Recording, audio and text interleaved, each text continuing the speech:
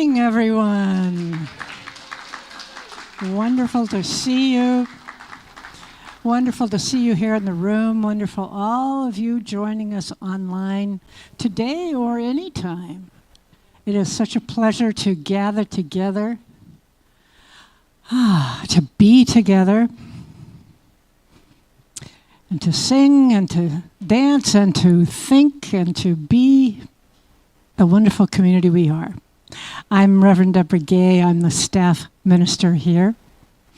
And today's speaker is our wonderful Emeritus minister, Reverend Colleen MacGilchrist. We are so pleased to have her again this day.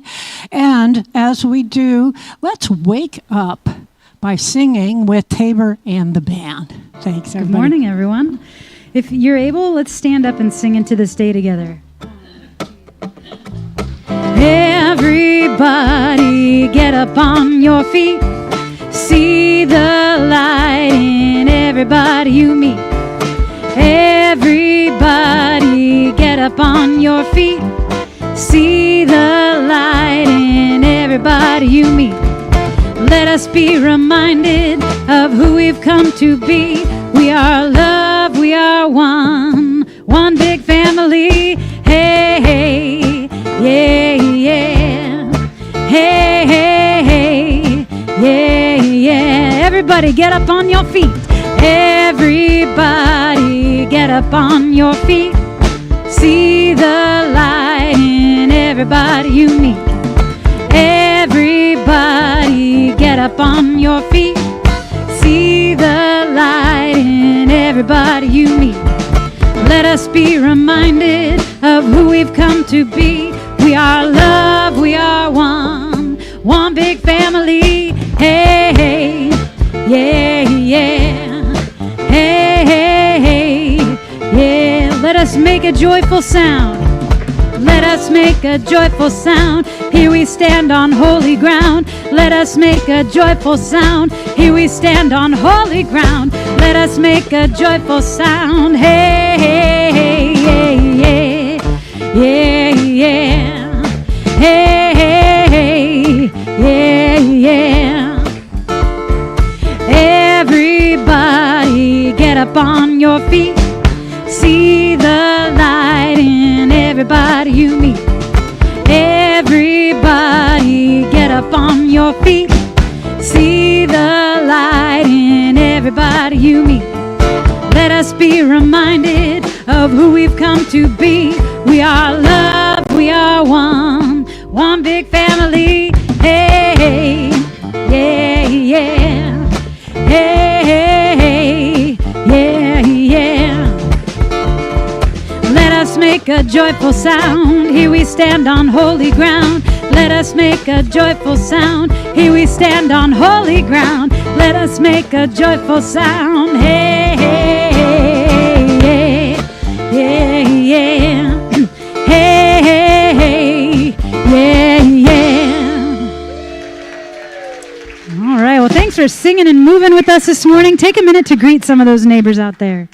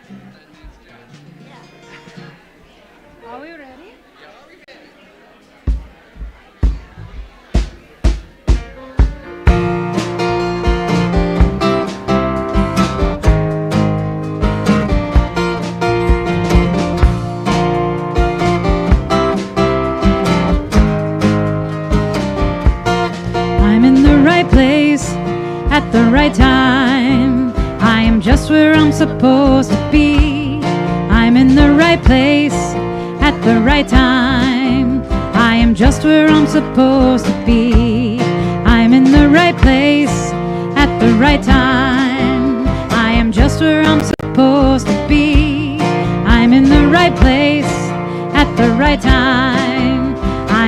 where I'm supposed to be. Oh, my soul is welcome here. Oh, my soul is welcome here. I am getting the message loud and clear. My soul is welcome.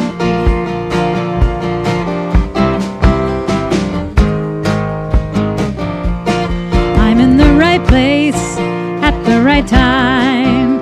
I am just where I'm supposed to be. I'm in the right place at the right time. I am just where I'm supposed to be. Oh, my soul is welcome here. Oh, my soul is welcome here.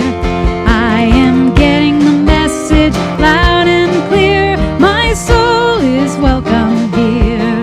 Oh, my soul is welcome here. Oh, my soul is welcome here. I am getting the message loud and clear. My soul is welcome here.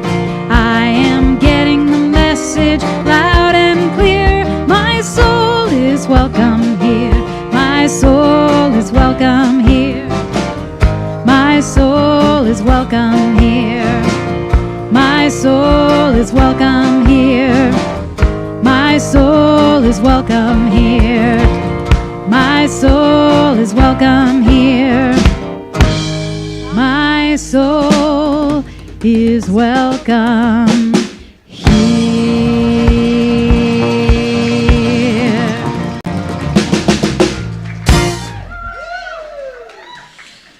All right. Well, I see our teachers are here. Do we have any kiddos in the crowd today?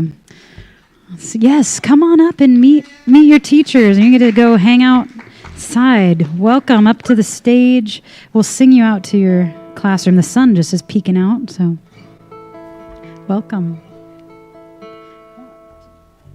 Hooray for the world, I'm glad to be on it. Hooray for the world, I'm glad to be on it. Hooray for the world, it's a special place. Got Mother Nature and the human race. The world's got trees and bumblebees, rivers and lakes and the open seas, mountains and valleys and animals too, and a sun that shines on me and you. Hooray for the world, I'm glad to be on it. Hooray for the world, I'm glad to be on it. Hooray for the world, it's a special place. Got Mother Nature and the human race. Got Mother Nature and the human race. Good morning, everyone. My name is Andrea Wood, and I'm the practitioner this morning. Supporting me this morning, and you, is Leo. He's our practitioner as well. Wanda is on her stole. She's available for prayer, and Francine was our meditation practitioner. And after the service, if anyone would like prayer, anyone wearing one of these would be happy to find a quiet corner and go with you in prayer. Also, there's all these other ways that we can support you if you have a prayer need.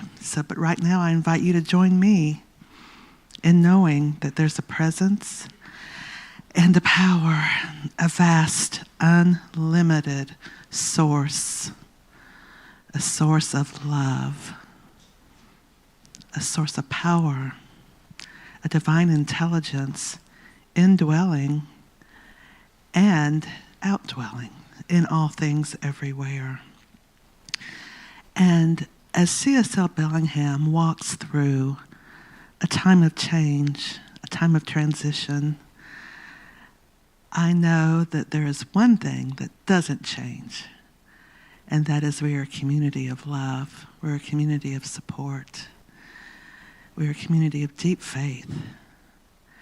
And we will move through this time holding to our values and be prospered. We welcome anyone who wants to be a part of our community in search and in manifestation of a world that works for everyone. So thank you, sweet Spirit, that this is true, and so it is.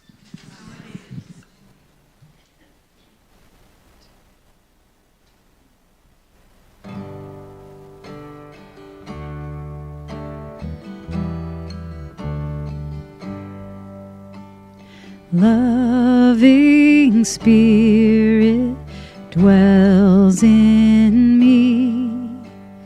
This is my divinity.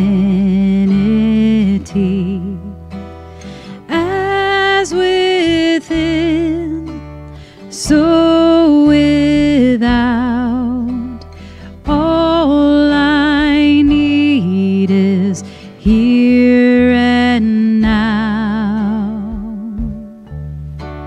Where there's error, let me love. May I have no fear.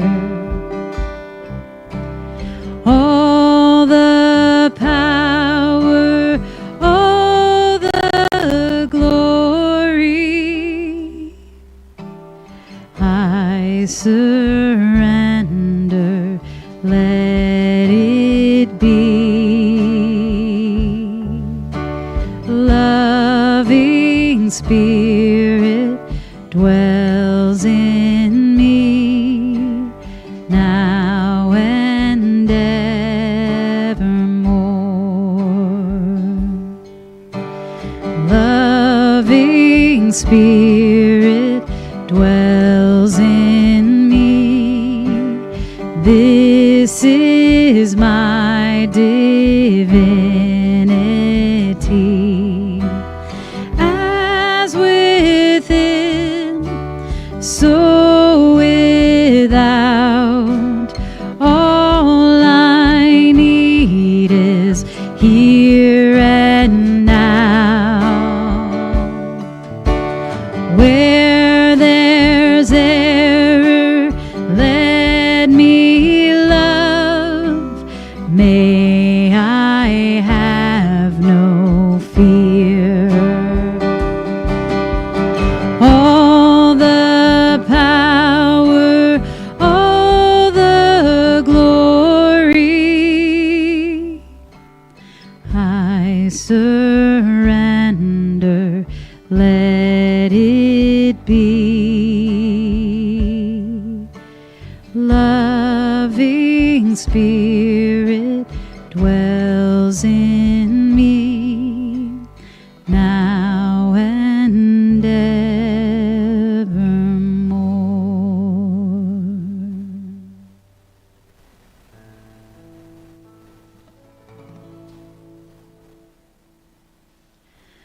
I surrender. I trust and I know, as I surrender, I fall into the arms of love. I surrender. I trust and I know,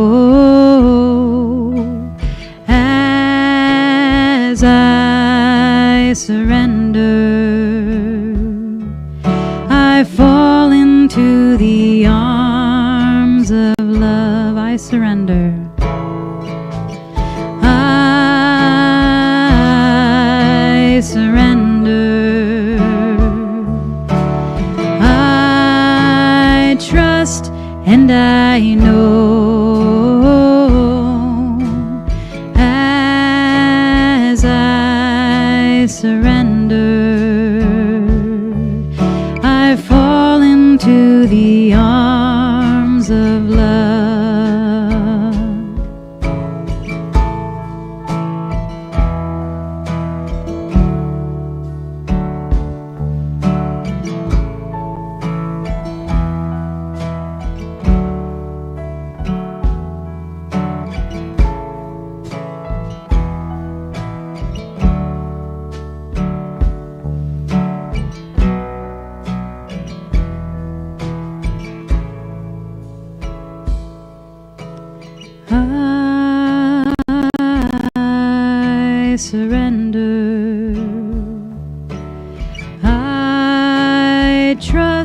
and I know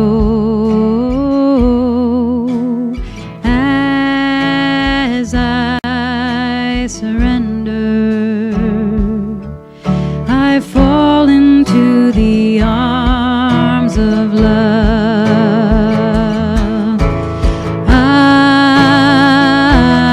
I surrender. I trust and I know as I surrender, I fall into the arms of love.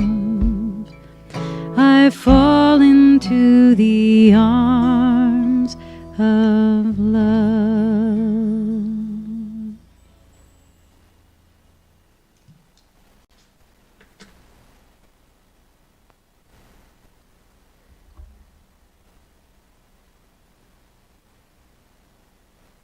They're leaving. That must be my cue. When Rev Deb deserted me up here, I was like, okay, I can see you. Well, good morning. Good morning. You know, last week, for 3 weeks, we heard candidates for ministry to be our senior minister.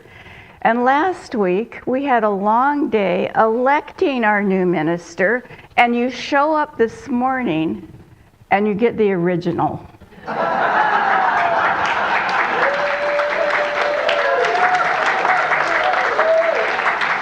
And it was all Rev Deb's idea, so blame.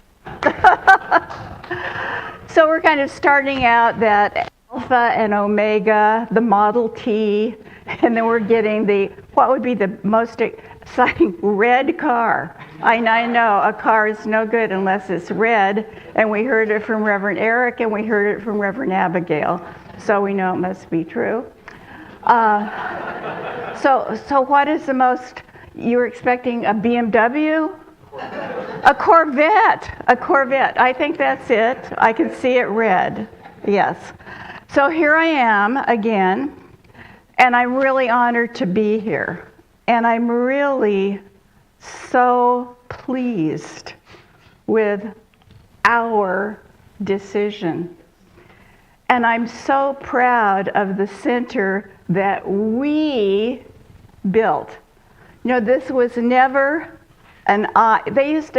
we had the hardest time because I spoke on Sunday, but they were always two ministers. I might say the only male minister we've ever had here permanently, Reverend Bob, and we were a team. And I think that's really important because a team means there's more than one person. It means that it's collaborative. And for us, it was so wonderful because we were still on our honeymoon. We had only been married for 3 years, and we were so freshly minted out of ministerial school. We were really wet behind the ears. We were so naive, and we were so enthusiastic, and we thought we knew a lot of stuff. And we didn't. But the cool thing about that is that one time Bob and I bought a sailboat, and we bought it down in Seattle, and we had a few sailing lessons, and we came up and we chose a day. During the night, we heard all this noise. We had friends that went with us as far as Oak Harbor, and then we were on our own to get to Bellingham.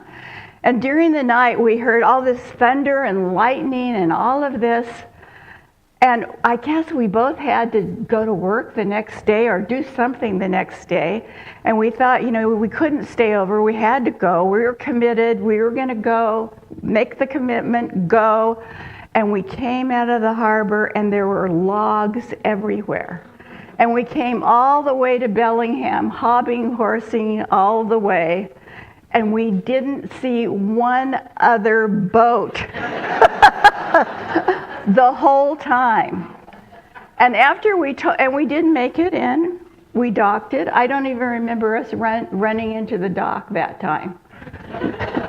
Not that we never did it. But one of my friends who was a really salty sailor said to us, well, God protects children and fools. And Jesus said, you must become as little children. And so that's how we came here, as two early 40s little children. And what happened was, with that enthusiasm and that innocence, we had a big vision, a really big vision. And before we even left, we had come up here and made a reconnaissance mission the summer before. We had gone up to Western Washington and just fell in love. We ate at the Cliff House. Do you guys know what the Cliff House was? Yeah. We only knew how to, they didn't have a sign on the door.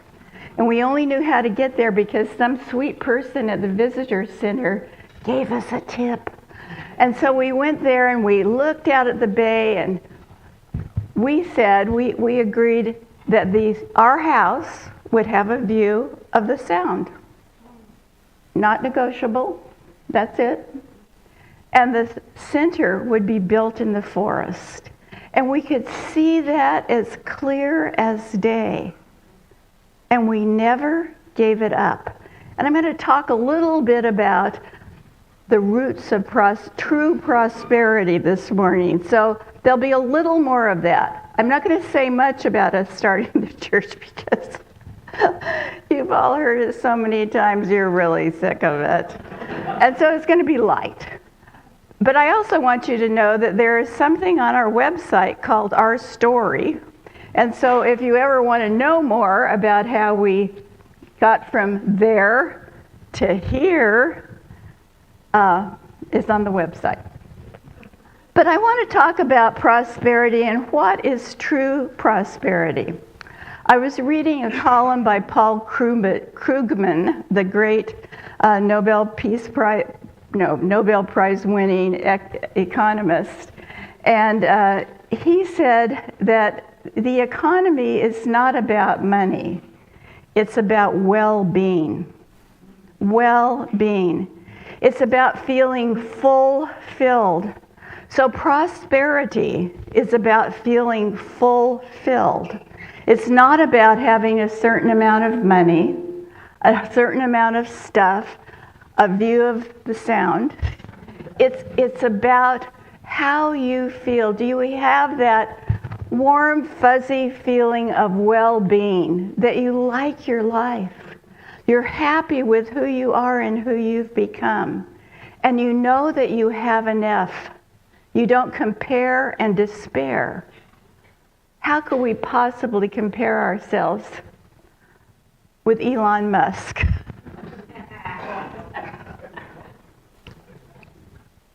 Do you think he has a sense of well-being all the time? You know, when I look around the world and I look at people and how they talk about other people, how they seem to me to feel in their life, I really understand that yes, it's enough, it's great to have enough, but I think you can also have too much. You know, there is absolutely not a resource problem on the planet. There is enough for everyone, but we do have a slight distribution problem. And it's our job to allow that abundance that is already there into our lives in a multitude of ways. And here's a definition of true prosperity: is a holistic state of thriving that goes way beyond material wealth. It includes inner peace and contentment, good health, strong relationships, so important, a sense of purpose, and overall well-being, the whole package of life well lived. And it's never too late, never too late, never too late. You know, I had financial prosperity long before I had true prosperity. And what I know is, if I look back and I think of all the I've had jobs that I absolutely love. I am really good at finding my purpose in life at any time. And I've had a lot of different things. And it's interesting looking back to how everything I experienced from the time I was an infant and being carried to church and getting that spiritual background, even though I knew there was something wrong. I knew that we couldn't be right and everyone else is wrong. I knew if God was love, nobody was going to hell, really. That just was absolutely unthinkable. And I couldn't ask about it. But I got that spiritual grounding. I got that idea of giving to the source of my spiritual food and giving other places as I could. I remember my dad. My dad was a Bible scholar, and he was always like a lay pastor. He wasn't the minister, but he taught the adult Sunday school class. He was always there, and he knew so much, and he just thirsted for more spiritual connection. And he had great spiritual connections. Those times of awe, which I think you can have in any spiritual connection. And so I remember when our house was completely paid off, and he said, "Now I can tithe on my gross." And he said that like that was the best thing that ever happened to him. He was a cheerful giver. And so learning about giving, I think, was a huge also part of that abundance consciousness. And I want to talk about the three roots or the three pillars of true prosperity. One is embrace your divine purpose. 2, release the gunk. And 3, practice grateful giving. Finding your divine purpose, or any purpose, the purpose of what you can do. Quite a few years ago now, I can't remember how many, I think it was during the Great Recession, a beautiful woman in our church who I love very, very much, and now I'm spacing on her name and I know it so well, Champion. Tell me your first name. Yell it out. Huh? Denise. How did I do that? Denise Champion found a new purpose. She had an idea. She thought about, all of a sudden there were whole families living in their car. And she thought, what do they do about washing their clothes? And she was that spark that ignited Laundry Love. And Laundry Love is terrific, and it's huge now. We're not the only church, but she started it. She stood up. She was in this congregation, and she started it. And I feel like we all have a purpose. We all have a purpose. And when you have a purpose, when something starts niggling at you, this needs to be done. I really think this needs to be done. And sometimes a term we use is a burden came upon me. You know, something occurs to you that you ought to do.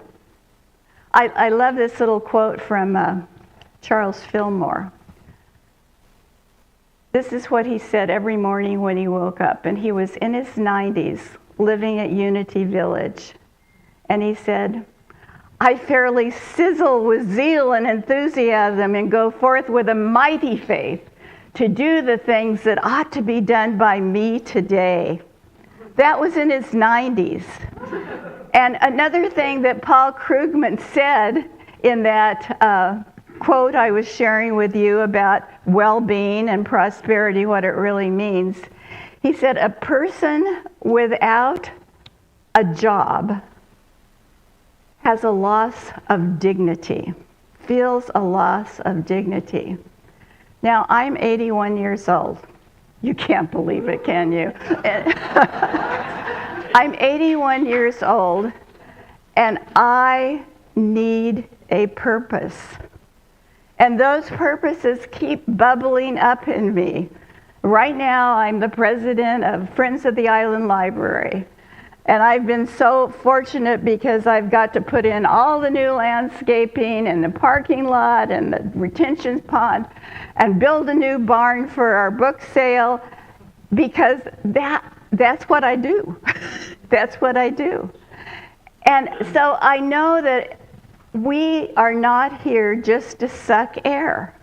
We are here to have a purpose. This is what Emerson said about that. He said, the purpose of life is not to be happy. It is to be useful, honorable, compassionate, to have it make a difference that you lived and lived well. Do you want to be 81 years old and say, I've had a wonderful life, and I've had tragedy in my life just like you have. But when I look back at the whole legacy and of things I have been able to do, my purpose that I did with such joy and such gusto, and it was so fun, and having all of you in my life, I look back at my life and say, I wouldn't have it any other way. And I've made some huge mistakes. And I've done things that I feel a sense of shame about. I'm like, who was that person? But you know, it's all those things that make up a whole person in your whole life. And if you look back at it, just know that everything that happened in your life has made you grow. If it doesn't kill you, it really does make you stronger. And all the things you do, have any of you done things that you're embarrassed about? And you can't imagine you did it? Yeah. That gave you humility. And so somebody can come to me and tell me their worst thing, and it won't shock me. I can understand that. And that is what life is about. It's like finding your purpose, and your purpose may change. And like I said, I can see how everything I did in the past, all the jobs I did, all the different things, all my different careers brought me here. And I see this as the apex. I see walking into that Church of Religious Science, which we were called then, but Center for Spiritual Living in Fresno, California. I was thinking about that this morning, and I was thinking, well, when did I start experiencing true prosperity? And that's the when. And I was thinking of Lion King. If you haven't seen it on the stage, go see it next time it's at the Paramount. It comes back. It's very wonderful. But that song, the first really song, is The Circle of Life. And it says, on the day you came into the planet and blinking looked up at the sun. That gave me chills. Because that's how I feel the day I walked into that center for spiritual living and heard this message. This wonderful message that I could change my thinking and change my life. That there was this indwelling presence in me no matter what. No matter how much I tried to turn it off. No matter what I have done, there is a indwelling presence. And God in me, as me, is me. I'm the thing itself. I am a choice. I am what will make a difference in my life, not getting the right person in my life, not making a lot of money, not any of these things. Nothing matters until you realize that there is a pattern of perfection at the center of your being and that you are unique. You are an expression of the one life, but in that one life is all possibility. And we get to rise to what it is we want to be. And I think that's such a promise. And not only that, I found Bob there. And not only was he wonderful, he had been there for at least 4 or 5 years before I got there. And he had a son who was a young teenager. He had just turned 13. And in preparation for that, the year before, Bob had started the first teen group that had ever been at that center, even though we were having 200 people on a Sunday. Nobody had thought of it before. And not only that, he knew Dr. Andrea way before you did or I did, because they worked together on the teen camp. And that's so, so wonderful, because I can't imagine, if I had come into, if I, as an infant in arms, I had been carried to a center for spiritual living, how wonderful the beginning of my life would have been so different, so very different. The choices I would have made would have been so different. The love that I felt would have been so all-encompassing like it is now. That feeling of unconditional regard that we have for each other here. How it's what did Dr. Andrea called it, a gossip-free zone?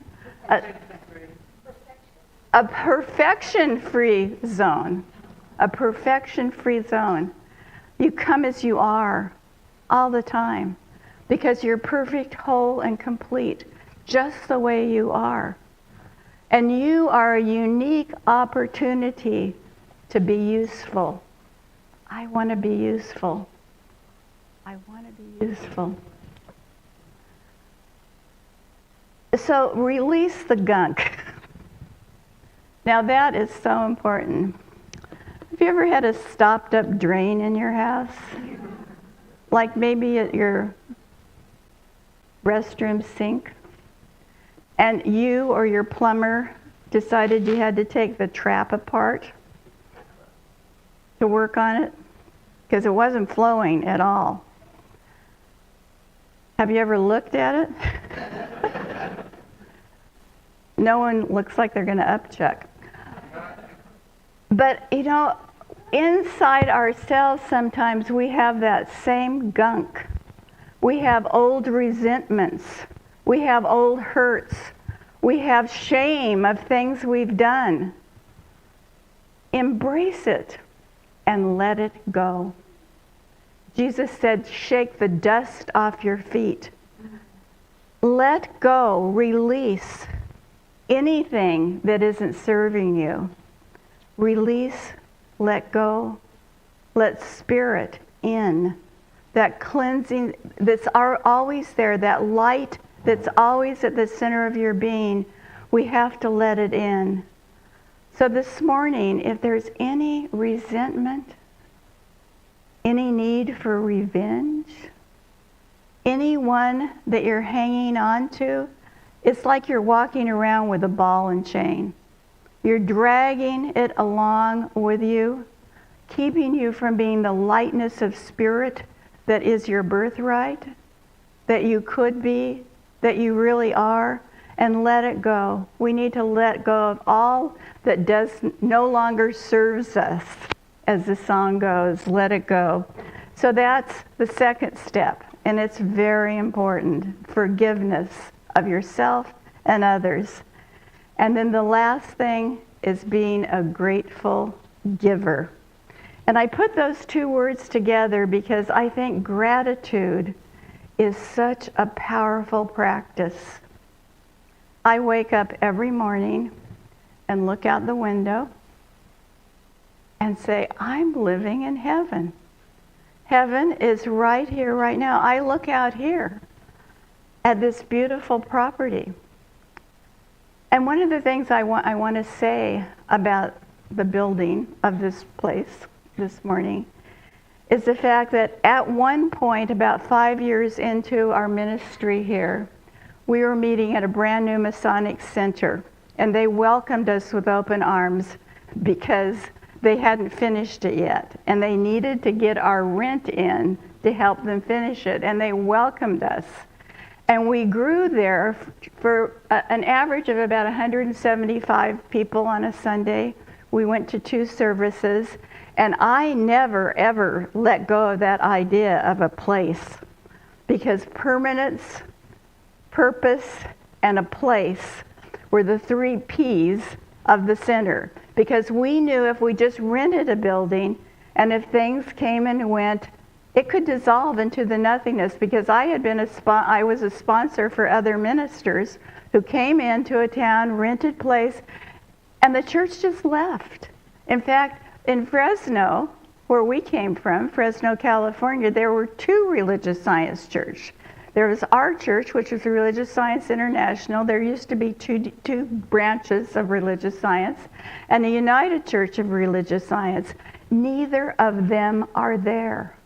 Fresno is a huge place, and with the suburbs, and there's none of this here anymore. It went away. This will never go away. This is here. We're rooted. We are rooted here. And so I thought, well, now we're at almost 200 a Sunday. It'll just keep growing. But the Masonic Center said, we're done with you. Go find another place. We might need this on Sunday. And so we did. And as we did, our congregation went down to about 75 on a Sunday. And I thought, oh no, the dream is gone. What'll happen? We'll never have enough money to build a building. And Harlan Judd, and Harlan isn't here this morning, but Harlan found this piece of property. And a year earlier, it cost way too much. It was like, we didn't have a building fund. And so we waited and waited, and Harlan never gave up. We never gave up on a place, but all of a sudden the price dropped drastically. I was able to work with the woman who owned it, so that she even let us start cleaning up beforehand, which I don't recommend. But we did. And so by that time, I think there weren't probably more than 40 people who turned up to work. One of them, Jennifer Wood, is not here this morning, but what she did is she had an infant, and she would bring lunch for the workers. And so instead of getting a huge congregation and having money to design a really fancy church and get Excel construction in with all their equipment and just pay them to make it, we used all volunteers. We had a plumber who was the union head plumber at Western Washington University who did all of our plumbing. I think we had to hire an electrician for a part of it and someone to put in the septic tank. We had a young engineer who did all the engineering for the parking lot. And we had volunteers here every day. And people came from all over the country who'd seen our advertisement in Creative Thought magazine, our little magazine, and they showed up just at the right time to build this truss, to do all of that. Fingerprints of this congregation, are all over this building. And not only that, I've always wanted to be, I used to design solar and build solar construction, passive solar homes. And of course we wanted to be really environmentally. We used mules, a couple that had mules to clear out a lot of the hardwood trees out there. And all volunteers every day. There were happy people here singing. We were buying 1 2x4 at a time practically. And so this is really a church that you have built with love. And it's just infused with love and that volunteerism that I've seen in the last year as Dr. Andrea was leaving. And then so many people here have just worked their tails off with joy to keep things going and thriving during this time. And so what I know is, if you have a dream, if you have a vision, if you have purpose, and you hold it, and you hold it with love, all of the resources that you need to fulfill that vision, our vision, will come to pass. It will. And out of gratitude, to pour ourselves out, with our tithes, our talents, our love, and our money.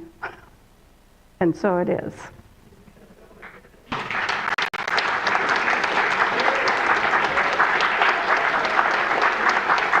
Thank you.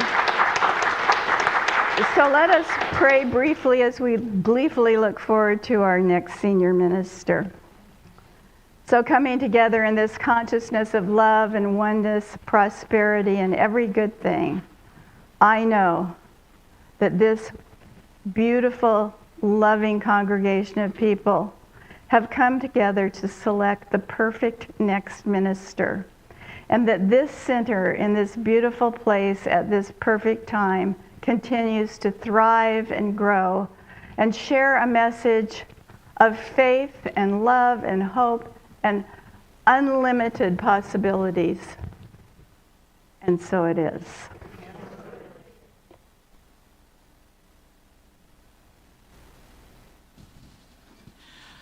Whew. Let's just thank Reverend Colleen.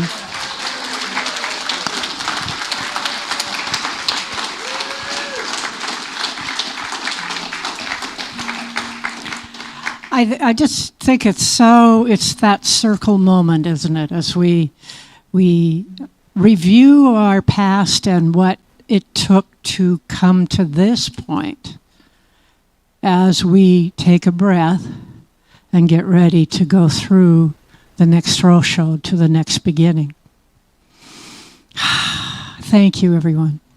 And may the ushers please come forward.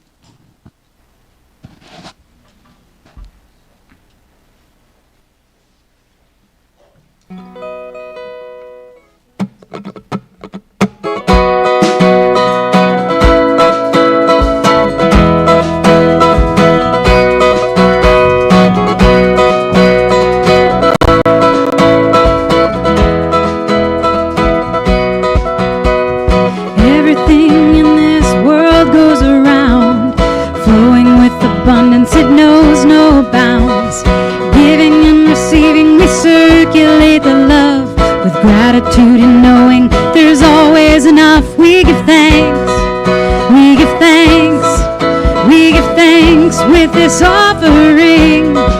We give thanks, we give thanks, we give thanks for everything. Everything in this world goes around, flowing with abundance, it knows no bounds. Giving and receiving, we circulate the love with gratitude and knowing there's always enough. We give thanks, we give thanks, we give thanks with this offering. We give thanks, we give thanks, we give thanks for everything. We give thanks, we give thanks, we give thanks with this offering. We give thanks, we give thanks, we give thanks for everything, for everything. We give thanks for everything.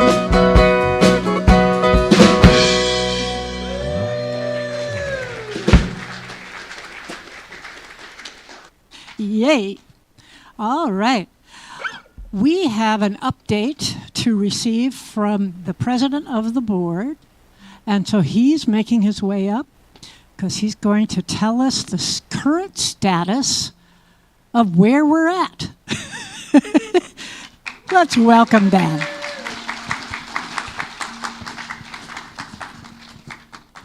Thank you. Good talk this morning. Yeah.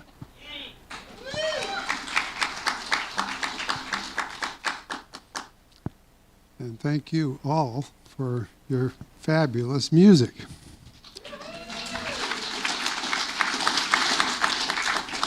I'm stalling to build some excitement. Thanks. Okay, so it's been a really great week. We spent a fair amount of time on the phone and in Zoom. I've been with the budget committee several times. And after the vote last week, you really forced me to make some moves. So we have we've worked out a framework for a new minister, and the new minister has accepted the position of being our new senior minister. So Reverend Abigail will be joining us next Sunday.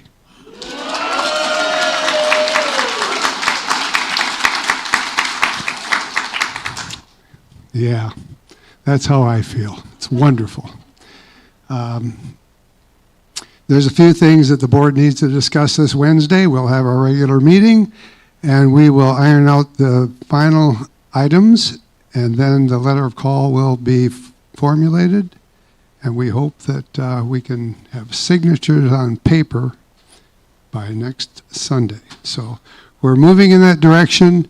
I would want to thank all of you, because the enthusiasm that I've seen here has really helped the board and the budget committee to move in a way that works for everybody. Reverend Abigail had a baseline, and we worked with the baseline, and we've fulfilled almost everything that we needed to in making this position really appealing to her and really beneficial to all of us. So we're pretty excited about the year ahead. We think that there's going to be an awful lot of great changes afoot, and we think we're still going to receive the same basic inspirational messages from Science of Mind teachings and other teachings that are also part of Reverend Abigail's repertoire. And so for all of that, we're grateful. So I also am going to wear two hats today. I was asked to say why is it that I give to the center? And I've thought about that quite a lot over the years. My wife dragged me here in 2013. And I thought, well, I grew up as a German Lutheran, and I couldn't wait to get away from that teaching. It was absolutely a non-worker for me. My mother's favorite saying was, money doesn't grow on trees, she'd say. And I thought, well, I guess that's true. It didn't occur to me until later in life that my profession as a tree surgeon was a complete rebellion against my mother. But I love you, Mom, and I appreciate you saying that, because it spurred me in a direction that works for me. So thank you so much. I also feel like when I married my wife Heidi, whose birthday it is today, by the way, she would appreciate that. She's in recuperation from a medical thing, but she's very excited to get back here and to participate in a way that she's always participated. And I'm so thankful that she brought me here in 2013. I just feel like it was something that fed my soul and helped me to review how I see the world. I've always felt a sense of giving. It's been really important to me. And I think that was early on in life, because a long time before I married Heidi and knew her, I had dated somebody who they had a different view than I had. They said their thinking was, well, when I get rich like Bill Gates, I'm going to donate a lot to charity. And I thought, well, that may never happen. And for most of us, it won't happen. But one of the views that I've taken all along has been, I give what I can give, when I can give it, in the amount that I feel comfortable with. And the reason I do it is because there's a fulfillment in that giving. Now, in 1997, Heidi took a position in Africa as a professor. And I didn't know at the time, but I've had an attachment with Africa, Zimbabwe to be specific, for 28 years now.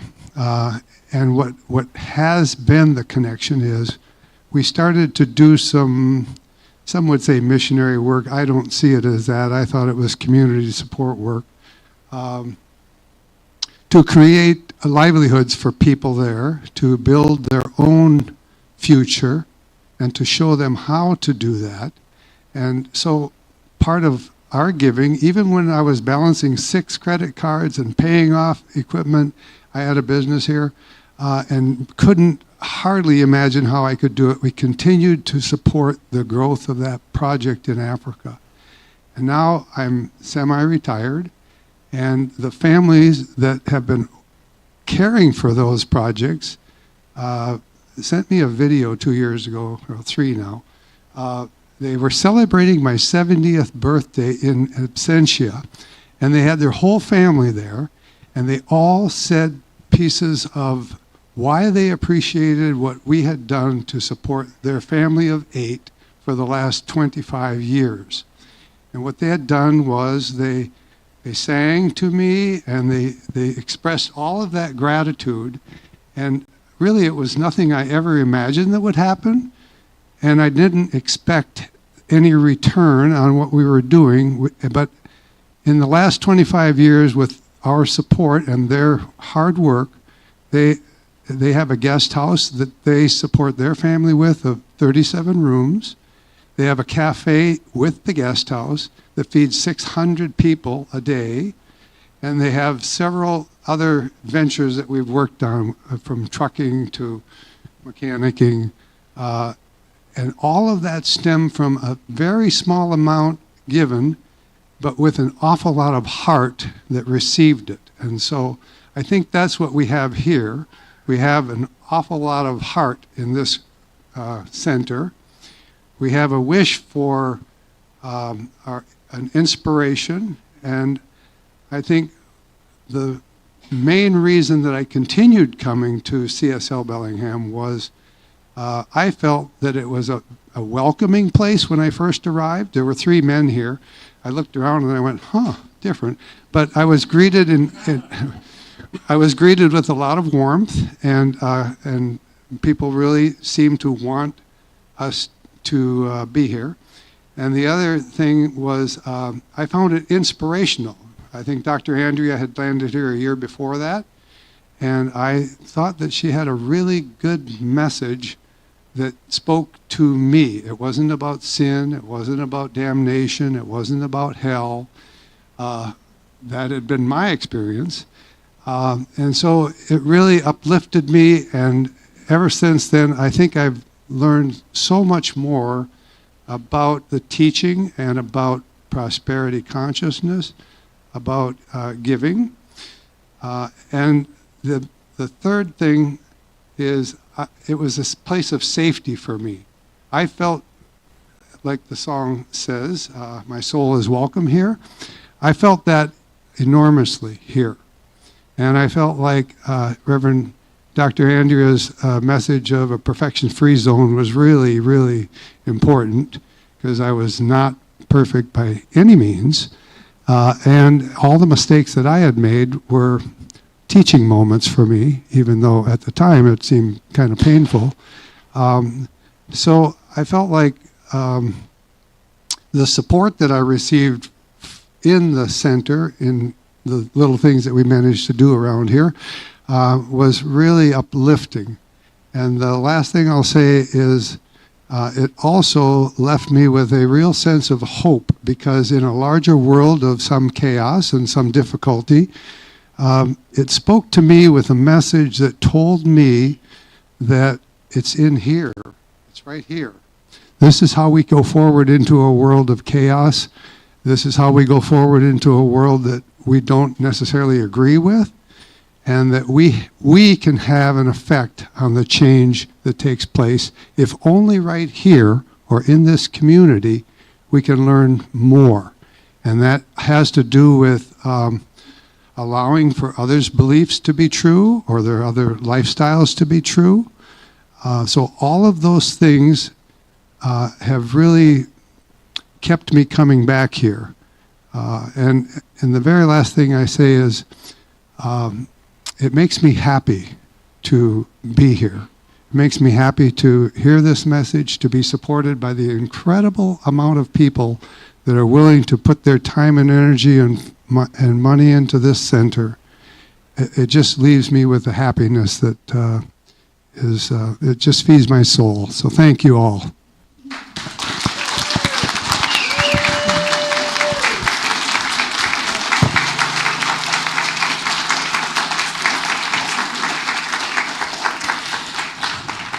Thank you, Dan.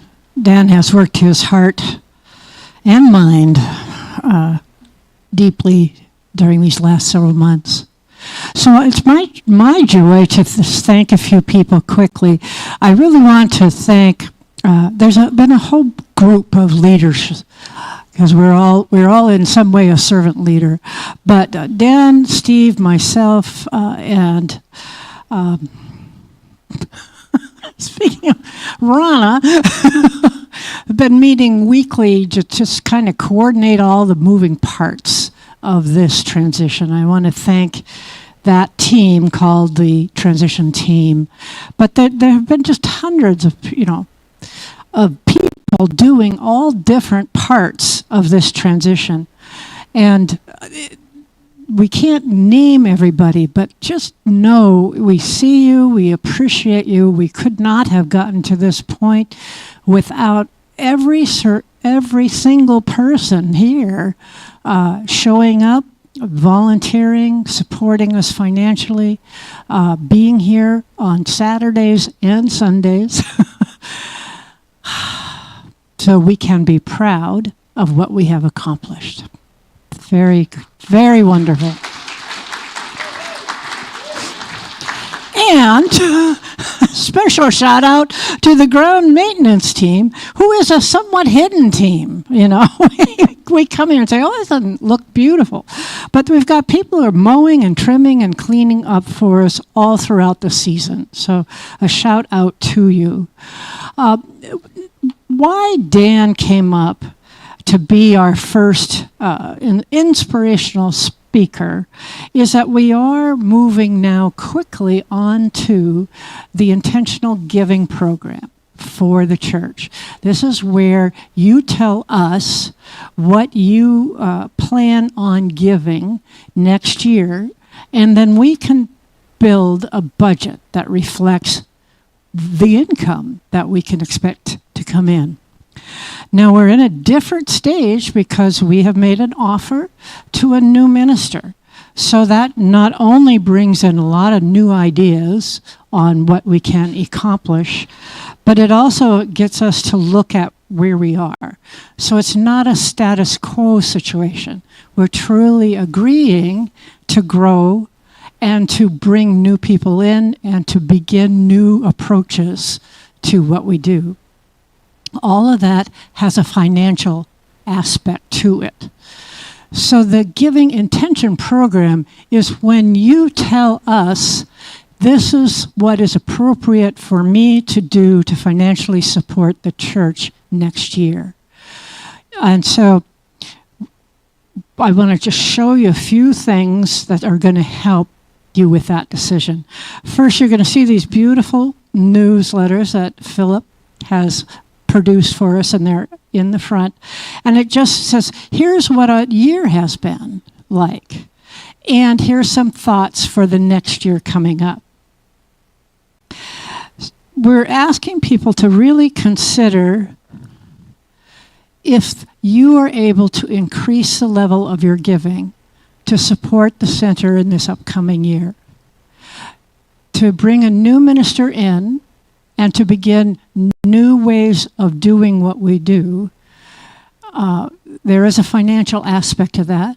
There's also all of the things that we currently do are increasing in cost. Just cost of living is going up. So whatever is the appropriate way for you to express your gratitude financially is what we're asking you to tell us. And you can tell us in a couple of ways. There is a form that's called the Giving Plan. This is in paper in the front. It's also online. And it simply says, here's what I think I can do to support the community. And then there's a something that is a very powerful way to support the center, and it's to become an evergreen contributor, which simply means it's an automatic thing. You can set it up by a credit card or your bank account, and then you don't have to remember to put money into the basket each Sunday. It simply happens automatically for you. And that's the foundation or the bedrock of the financial support for the center. All of this is available online. All of it will also always be at the Ask Me desk on Sundays, and some available here in the lobby. So I just want to thank you. We're going to be putting our attention, our gratitude on abundance and on prosperity for the next few weeks. And we will continue to have a speaker from the community come forth and speak on their experience with that each Sunday.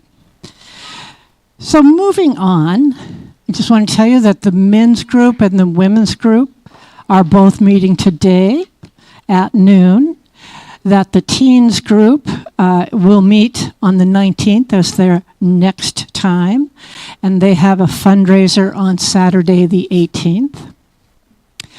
Another fundraiser in the community is with the Community Food Co-op, and that is supporting the Love Laundry. It was so wonderful to hear that history, so that those of us who didn't know it know what a profound act of creation that was. And then finally, we're supporting donation of coats through the Interfaith Coalition. And there is a concert called The Name of Love, Friday, October 17th, 7 p.m. here. And you can get tickets in advance or at the door.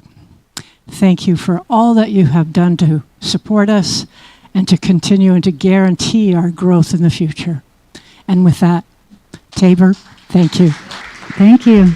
All right, well, if you're able, let's stand up and sing out into the sunshine. I'm not worried about tomorrow. Today, I declare freedom from yesterday, mistakes of the past. Today, all things are made brand new, and don't it feel good to know that all is well and unfolding as it should. All is well, all is well, all is well. Even Spirit is directing me right now. All is well, all is well, all is well, and unfolding as it should. I can change my reality by changing my mind. Perfect peace, joy, and happiness is yours, and it's mine. I am love, and so are you.